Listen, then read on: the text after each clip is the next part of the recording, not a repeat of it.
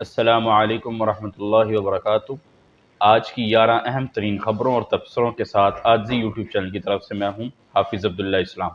آج کی پہلی اور اہم خبر یہ ہے کہ اسرائیل کی غزہ پر وحشیانہ بمباری،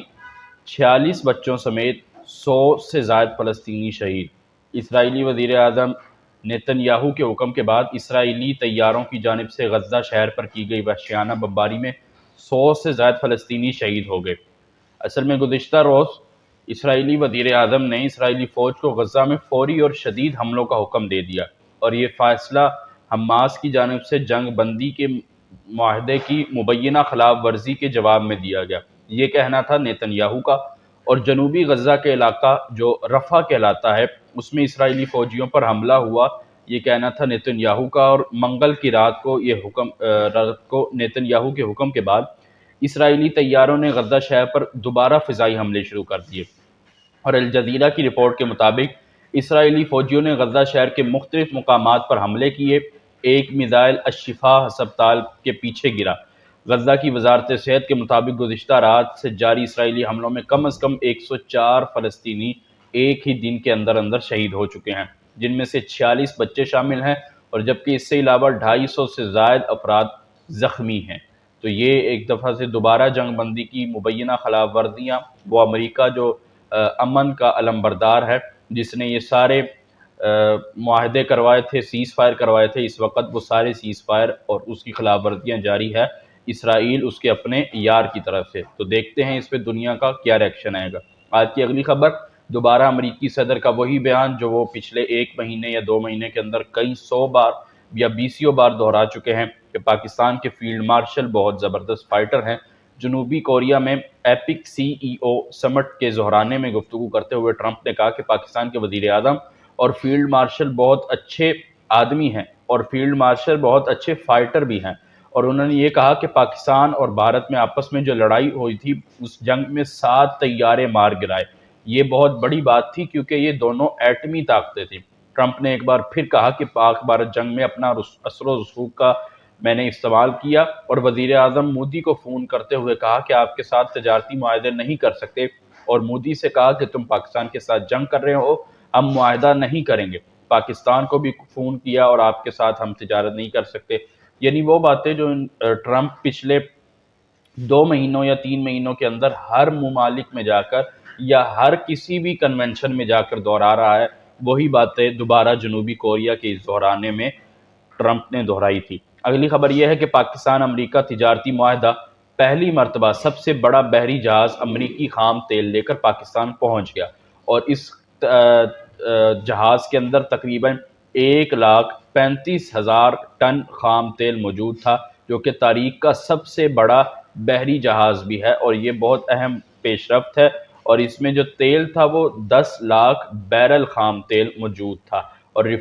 رفائزی حکام کا کہنا تھا کہ 1,35,000 ٹن کے ساتھ پاکستان آنے والا یہ سب سے بڑا تیل کا جہاز ہے۔ اور یہ بھی بتلایا گیا کہ اگلے ماہ ایک اور امریکی خام تیل برادر جہاز بھی پاکستان آئے گا۔ تو وہ تجارت جو ٹرمپ نے کہا تھا کہ ہم بہت جلد پاکستان کے ساتھ شروع کرنے جا رہے ہیں، اس کے نتائج اور اثر و رسوخ آنا شروع ہو گئے ہیں۔ اگلی خبر یہ ہے کہ میں لایا نہیں گیا بلکہ منتخب کیا گیا ہوں، یہ کہنا تھا وزیر اعلیٰ خیبر پختونخوا سہیل افریدی کا، اور انہوں نے یہ کہا پشاور ہائی کورٹ میں وکلاء سے خطاب کرتے ہوئے، اور یہ بھی کہا کہ میں یہاں بار کونسل کے انتخابات پر اثر انداز ہونے کے لیے آ رہا ہوں، میں یہاں صرف رول آف لا کے لیے آیا ہوں۔ انہوں نے کہا کہ میں لایا نہیں گیا بلکہ منتخب کیا گیا ہوں، اور میں بانی PTI کی پالیسی گائیڈ لائنز کے لیے ملنا چاہتا ہوں۔ اور انہوں نے یہ بھی کہا کہ میں نے محکمہ داخلہ کو کہا کہ پنجاب اور وفاق کی ملاقات کے لیے خطوط لکھیں۔ میں نے عدالت میں بھی ملاقات کی درخواست کی، لیکن کوئی ملاقات پہ پیش رفت نہ ہو سکی، یہ کہنا تھا۔ یعنی وہ رابطے جو وفاق کی طرف سے، حکومت کی طرف سے وزیر اعلیٰ یہ خیبر پختونخوا کے وزراء کے لیے ختم کیے جا رہے ہیں، ان رابطوں کو دوبارہ بحال کرنے کی کوشش کے لیے اس وقت سرگرم ہے وزیر اعلیٰ خیبر پختونخوا۔ آج کی اگلی خبر یہ ہے کہ گزشتہ 3 ماہ کے دوران بیرون ملک دوروں میں صدر اور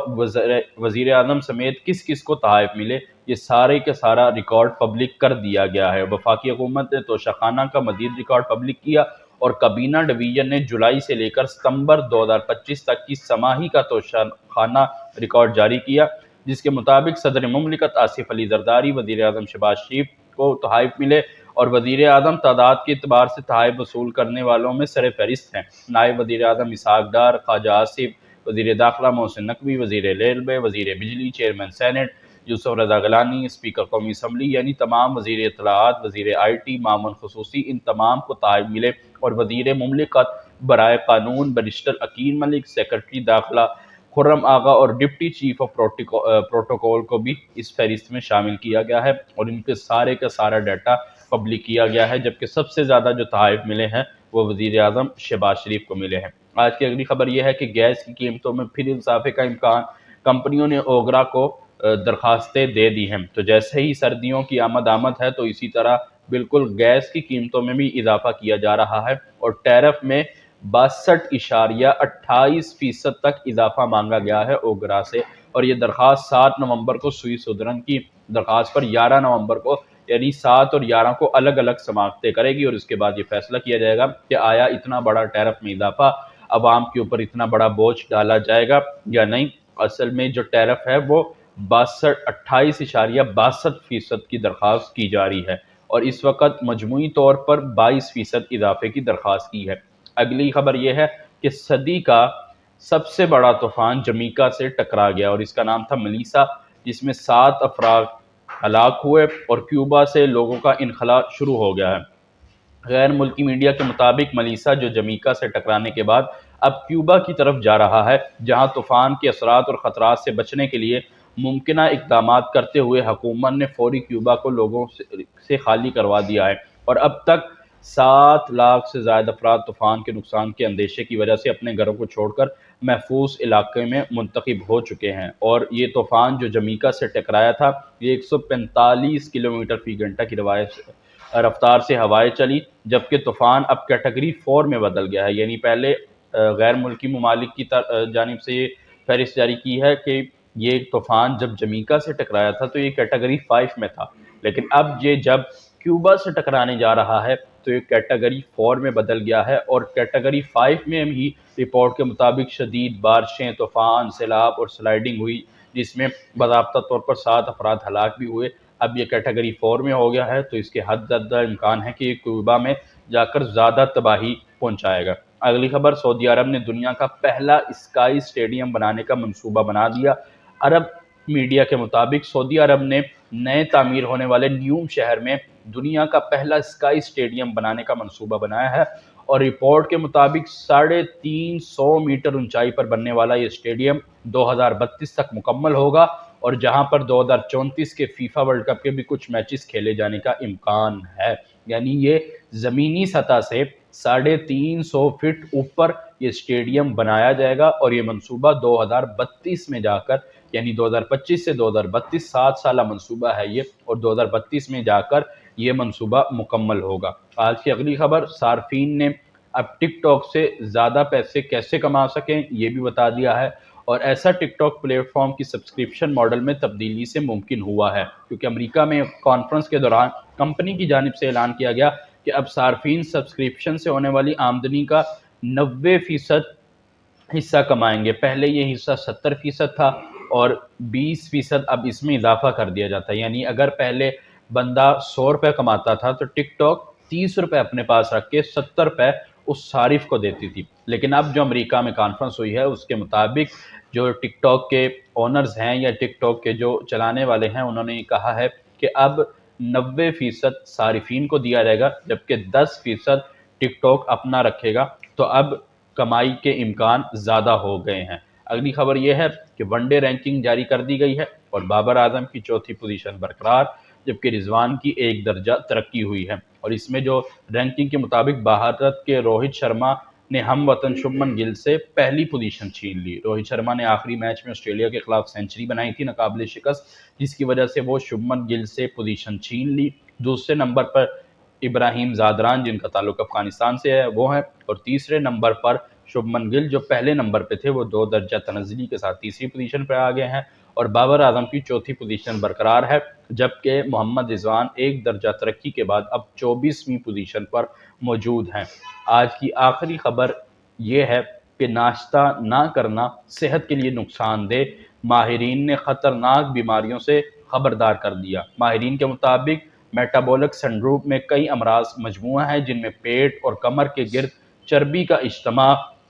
اور اسی طرح ہائی بلڈ پریشر، خون میں چکنائی یا کولیسٹرول کا بڑھ جانا اور شوگر کی سطح کا اضافہ ہونا شامل ہے۔ یہ تمام عوامل مل کر دل کی ناکامی یعنی ہارٹ فیلئر یا ذیابیطس جیسے امراض کے خطرے کو کئی گنا بڑھا دیتے ہیں، اور جبکہ ناشتہ نہ کرنے سے یہ بہت سارے امراض بھی بندے میں لاحق ہوتے ہیں، اور یہ امراض مل کر آپ کے دل کو بھی کئی حد تک نقصان پہنچا سکتے ہیں۔ تو لہٰذا اگر دوپہر کا کھانا یا رات کا کھانا نہ کھائیں بھلے، لیکن ناشتہ ضرور کرنا چاہیے اور اچھا خاصا کرنا چاہیے۔ تو یہ تھی آج کی خبریں اور اس پر تبصرے۔ امید ہے آپ کو پسند آئی ہوگی، پسند آئی ہو تو ویڈیو کو لائک کریں، زیادہ سے شیئر کریں۔ تب تک کے لیے اجازت دیجیے اگلی ویڈیو کے لیے، اور اس چینل کو سبسکرائب کرنا بھی مت بھولیے گا۔ ملتے ہیں اگلی ویڈیو میں، تب تک کے لیے اللہ حافظ۔